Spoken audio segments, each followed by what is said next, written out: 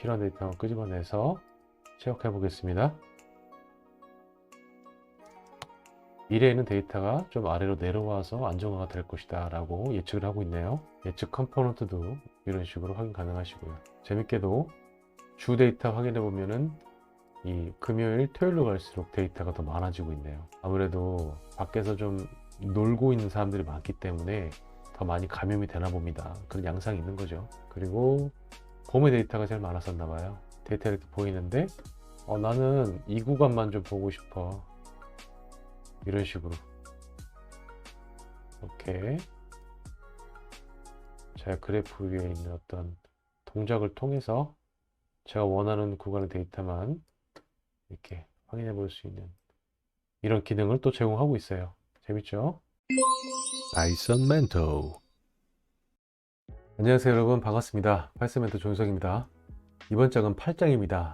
지난 장에서 예고해 드렸다시피 주식 시세, 미래 데이터를 예측해 볼 건데요. 드디어 처음으로 기계학습 개념이 나오게 됩니다. 그래서 이번 프로젝트의 학습 목표는 기계학습의 기본 개념을 이해하고 메타에서 제공하는 시계열 데이터 예측 라이브러리인 프로핏을 사용할 수 있게 되는 것이 가장 중요한 목표이고요. 그 다음에 주식 시세 히스토리 데이터, 과거 데이터를 사용해서 미래 시세를 예측을 한번 해보겠습니다. 자, 문제 정의하는 페이지죠. 펀드 시세가 변동된 추이를 학습해서 앞으로의 시세를 어느 정도 예측하고 싶다는 게 니즈예요. 모든 사람들이 다 하고 싶어 하겠죠. 이번 프로젝트에서 수행하는 오픈소스 라이브러리를 활용해서 이 데이터를 이만큼을 학습을 해서 미래는 값이 이렇게 될 거야 라고 예측을 하는 겁니다. 자, 한 번 더 말씀드리지만 이것은 제가 뭐 주식 투자 전문가도 아니고 이 라이브러리를 100% 신뢰할 수 있다라고 말씀드리는 게 절대 아닙니다. 주식 투자를 위한 절대적인 어떤 측정 기준이 되지는 않았으면 좋겠습니다. 데이터를 학습을 하려면 기계학습의 기본적인 개념을 이해를 하셔야 돼요. 2절의 기계학습의 개념 설명드리고 있고요. 이런 식으로 가령 번호를 인식하는 방법이에요. 이렇게 많은 데이터를 주고 야 이건 숫자 1이야, 이거는 4야, 3이야 이렇게 학습을 시키는 거죠. 이런 식으로 이 패턴들을 인식해서 숫자를 구분할 수 있다. 이런 기본적인 개념만 설명 좀 드리고 있습니다. 그리고 기계학습 모델이 무엇인지 설명드리고 있는데요. 이 부분은 제가 개인적으로 이해했던 부분을 도식화를 해서 설명을 드렸던 부분이에요. 굉장히 흔한 수식이죠. f 함수에 x라는 변수를 집어넣었을 때 답은 y가 나올 것이다. 여기에 이런 식을 하나 만들었다고 칠게요. fx는 ax제곱 더하기 bx 더하기 c다. 개수, 상수항 이런 거 설명드리고 있고 예시가 있죠. 근데 기계학습의 방식은 이거랑 좀 다른데 이 수식은 보통 이렇게 함수를 집어넣으면 답이 무엇이다 라고 하는 게 일반적인 수학 공식이잖아요. 근데 기계학습 같은 경우는 x, y 값을 주고 공식을 구하는 거예요. 그러니까 이 2, 3, 4를 구하는 개념인 겁니다. 그래서 18을 주고 내가 x의 값을 줬을 때 이 a, b, c는 뭐가 들어오는 게 맞겠어? 라고 하는 것이 기계학습의 모델이라고 보시면 돼요. 이 실수항들을 뽑아내는 방식의 알고리즘들이 굉장히 많이 있는 것입니다. 제가 그냥 가장 단순하게 설명하기 위해서 이 개념을 설명드린 건데 이 기본적인 개념만 이해를 하시면 나중에 복잡한 알고리즘을 공부를 하실 때 크게 도움이 되지 않으실까 생각이 듭니다. 자, 기계학습 모델 추출을 위한 알고리즘은 크게 이렇게 세 가지로 나눠지는데요. 지도학습, 정답이 무엇인지 알고 있는 거, 비지도학습, 정답이 무엇인지 모르는데 분류를 하는 거. 강화학습 같은 경우는 약간 게임처럼 어떤 상벌을 통해서 학습하는 방법, 이렇게 세 가지 유행했다고 보시면 되고요. 과거에는 이런 알고리즘의 특성을 잘 파악해서 알고리즘 선택하고 조합하고 최적화하고 이런 여러 가지 작업을 해야 어느 정도 정확도가 높은 모델을 만들고 결과를 얻을 수가 있는데 근래에는 이런 어렵고 복잡한 부분을 감추고 기계학습을 좀 쉽게 사용할 수 있는 방법들이 굉장히 많이 나오고 있어요.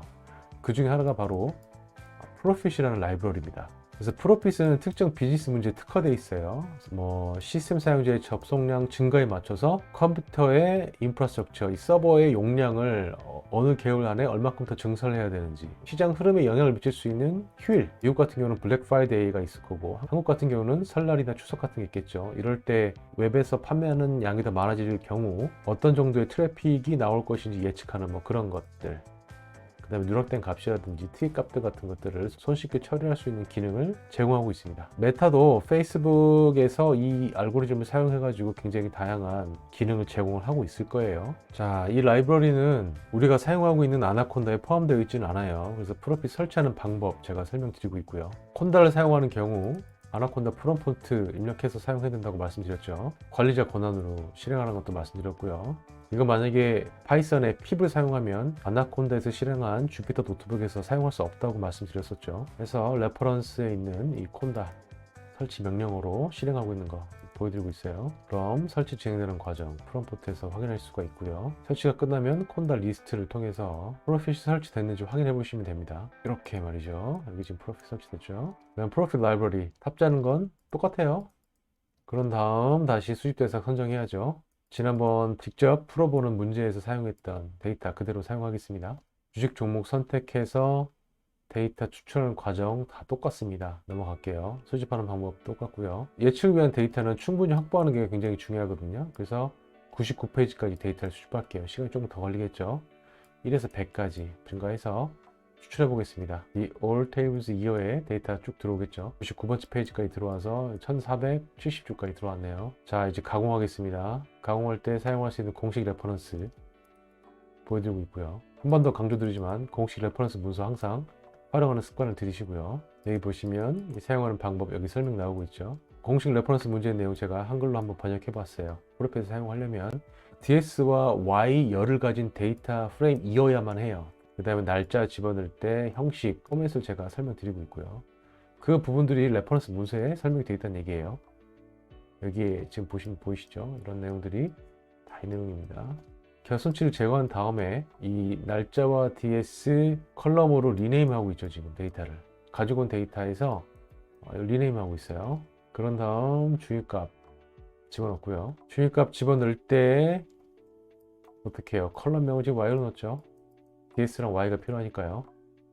그래서 DS Y 이 값만 있으면 됩니다. 이 상태에서 최종 입력 데이터 프레임 준비를 하고요. 이렇게 두 개 컬럼만 있으면 돼요. 단순하죠? 이제 학습해 볼게요. 데이터 학습은 profit 객체 만들어서 데이터 프레임 이렇게 집어넣어 주면 돼요.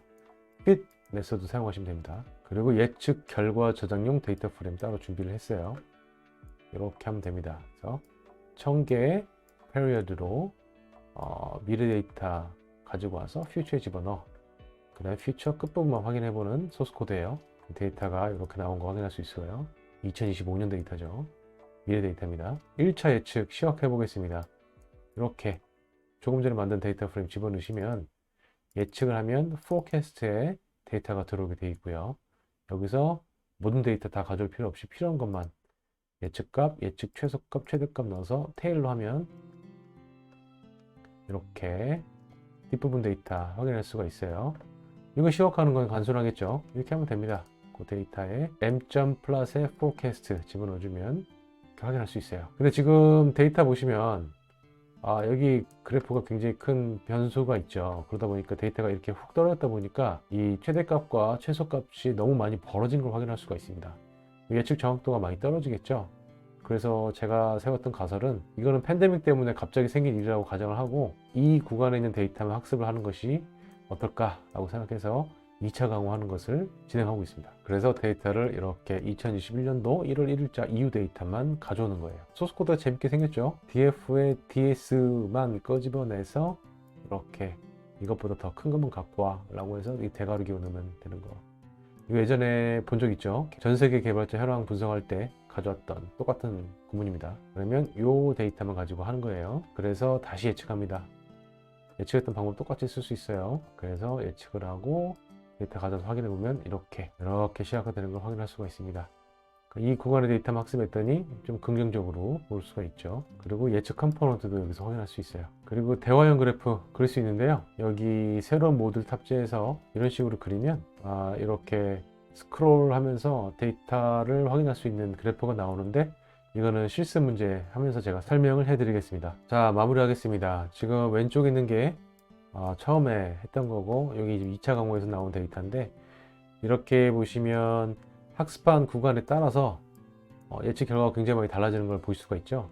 그리고 최근 데이터 보면 예측한 데이터가 그렇게 맞지는 않았어요. 왜냐면 보니까 이렇게 올라가다 다시 좀 떨어지는 걸 볼 수가 있더라고요. 그래서 이 데이터가 무조건 맞다고 볼 수는 없지만 프로핏이라는 라이브러리를 가지고 데이터를 예측하는 방법이 있다는 거 아시면 좋을 것 같고, 이 데이터를 조금 더 정확하게 표현을 하려면 여러 가지 노력을 하셔야 돼요. 근데 그런 것들을 전부 다 설명하기에는 이 책의 범위가 많이 한정되어 있기 때문에 그런 부분들은 추후에 여러분들이 좀 더 중고급 개발자가 되기 위해서 학습을 하시면서 배우시면 좋겠습니다. 이번 책에서는 이런 라이브러리를 통해서 쉽게 예측하는 방법을 해볼 수 있다. 기계학습 알고리즘을 깊이 이해하지 않더라도 미래 데이터를 예측하는 방법을 직접 수행할 수 있다라는 정도만 이해하면 좋겠습니다. 자, 직접 풀어보기예요. 이번에 선택했던 종목 이외에 여러분들이 원하는 종목 한번 선정해서 1년간 시세 가지고 한번 예측하는 거 해보시면 좋겠습니다. 제가 했던 소스 코드도 한번 보여드릴게요. 자, 여러분들 프로핏 설치 잘 하셨죠? 잘 설치하셨으면 이 첫 번째 줄 잘 실행될 겁니다. 프로핏 모듈 탑재를 하고요. 그 다음에 여러분들 종목 하나 선정 잘 하셨나요? 제가 선정한 종목은 알려드리지 않도록 하겠습니다. 자, 여기 페이지 빼고 URL 집어넣어서 에이전트 넣고 하는 거 지난 장에서 여러 번 했고요. 그 다음에 데이터 추출하는 데이터 프레임 생성해서 1부터 100까지 돌면서 데이터 추출하고 있고요. 똑같습니다. 시간만 좀 걸리겠죠? 바로 실행해 볼게요. 그러면 이런 식으로 1번부터 번호가 계속 증가하면서 데이터를 수집하는 거 확인하실 수가 있습니다. 여러분들의 네트워크 속도라든지 이런 거에 따라서 이 정보가 좀 다르게 보일 거예요. 네, 이런 식으로 추가되고 있죠. 100까지 한번 기다려 볼게요. 자, 99번째 페이지까지 들어왔죠. 1470줄 가지고 왔습니다. 그래서 똑같이 지난번에 했던 것처럼, 얘 결손치 제거해줬죠. drop NA 메소드로 해주고, 그 다음에 이 DS랑 Y 설정해줘야 된다고 말씀드렸죠. 데이터 프레임에 넣어서 학습을 시켜야 됩니다. 그 과정 여기서 하고 있고요. 그렇게 가져온 데이터 여기서 확인 가능하시고요. 데이터 보시면 여기 DS 컬럼이랑 여기 Y 컬럼 생성이 됐죠. 그 다음에 데이터 프레임 하나 더 만들어서 DS랑 Y열만 추출한 학습용 데이터 만들어서 정보 한번 확인해 보겠습니다. DS랑 Y 컬럼 두 개만 가지고 왔죠. 그리고 데이터가 총 23.2KB가 있네요. 990개 엔트리가 있고요. 프로필 모델 객체 만들겠습니다. 해서 데이터 프레임 학습을 하고 있고요. 로그가 나오고 있네요. 프로핏에 있는 로그예요. 시작해서 끝났다 보여주고 있고, 그 다음에 예측 데이터 프레임 준비해서 끝부분만 확인해 볼게요. 자, 2024년도 4월 6일 데이터 보이고 있네요. 그 다음에 예측을 직접 해야겠죠. 프레딕트 메소드 사용했고요. 예측 결과 끝부분만 확인해 보겠습니다. 데이터 잘 들어왔죠. 이 부분 플러스로 시작하겠습니다. 자, 재밌는 그래프가 보이고 있네요. 2020년, 21년도에 훅 올라갔다가 또 다시 떨어지고 있는 거 보고 있네요. 그리고 예측을 했을 때 이런 식으로 떨어질 것이다 얘기하고 있네요. 요즘 주식시장이 많이 안 좋긴 하죠. 2023년도 초인데요. 지금 이걸로 봤을 때는 올라가기보다는 떨어질 가능성이 훨씬 더 커 보이네요. 그 다음에 2차 가공 해볼게요. 2021년도 1월 1일 이후 데이터만 지금 해보는 겁니다.